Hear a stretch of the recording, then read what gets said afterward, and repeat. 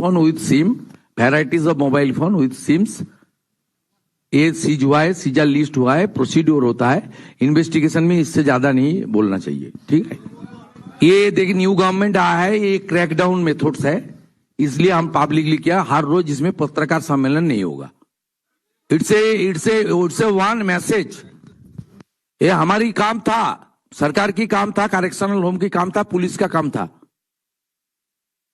ये नेक्सस था presidential jail का, जो हम लोग जो कस्टोडियन है उसका साथ नेक्सस था।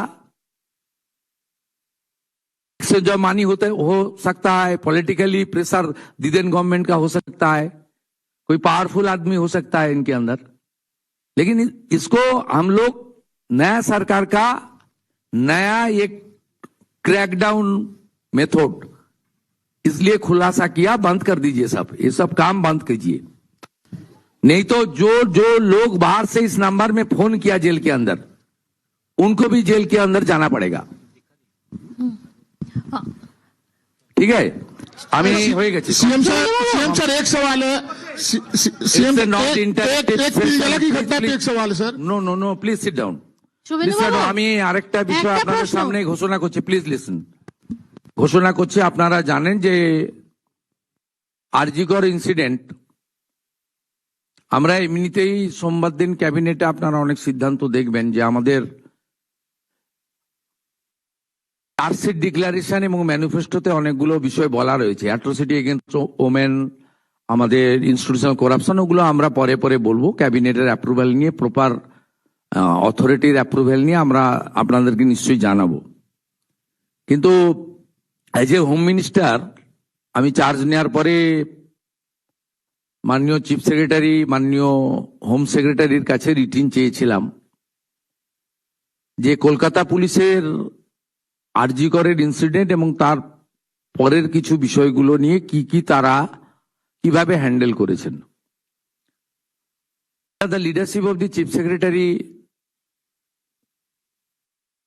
along with হোম সেক্রেটারি, তারা একটা ফ্যাক্ট ফাইন্ডিং এর কাজ করেছেন গত কয়েকদিন ধরে।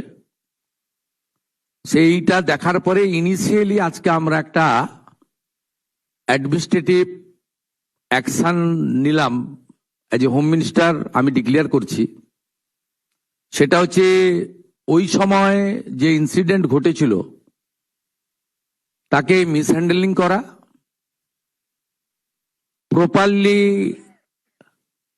এফআইআর ইনভেস্টিগেশন ইনিশিয়ালি যে পার্টটা পুলিশের করা উচিত ছিল as a discipline organisation,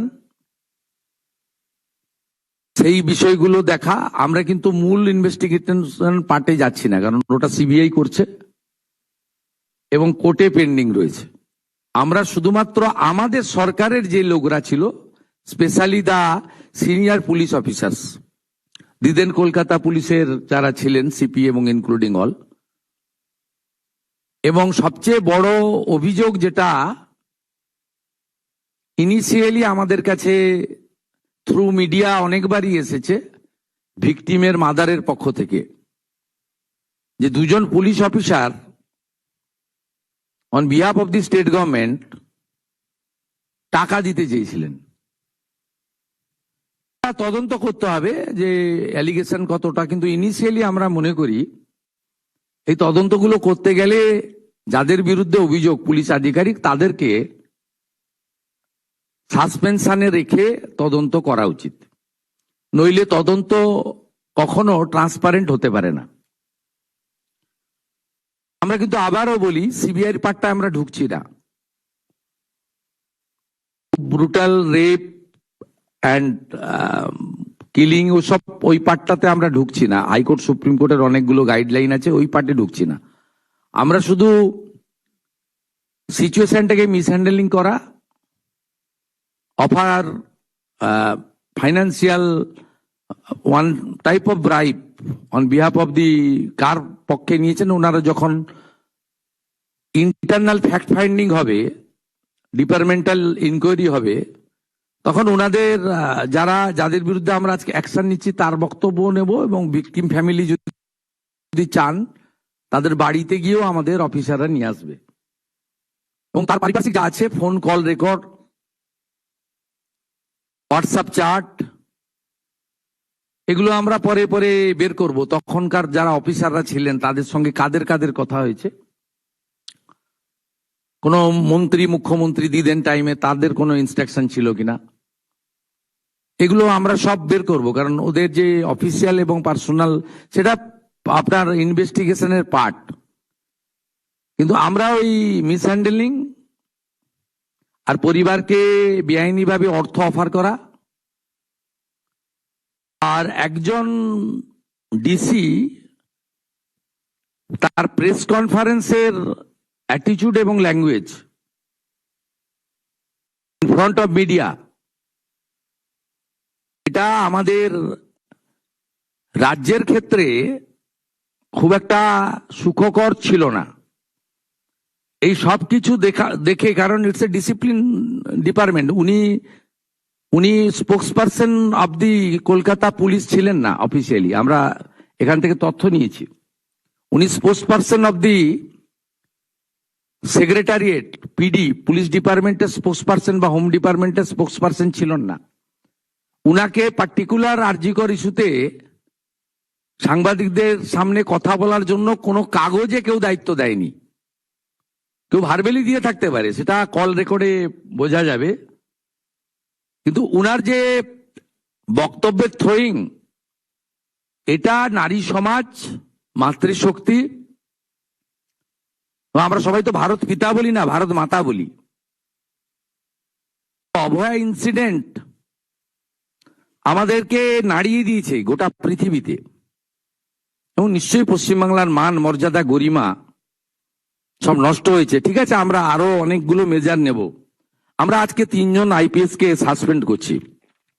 mister Vineet Goyal,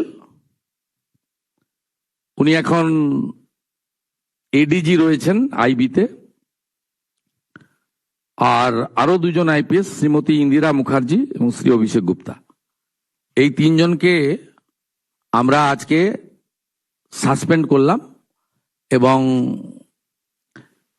HS এর গাইডেন্সে, সিএস এর গাইডেন্সে HS as per the rules যা আছে ক্যাডার রুল, সেটা মেনে ডিপার্টমেন্টাল ইনকোয়ারি এবং প্রসিডিংস স্টার্ট করবেন, এবং within stipulated time to time সেই রিপোর্ট আসবে।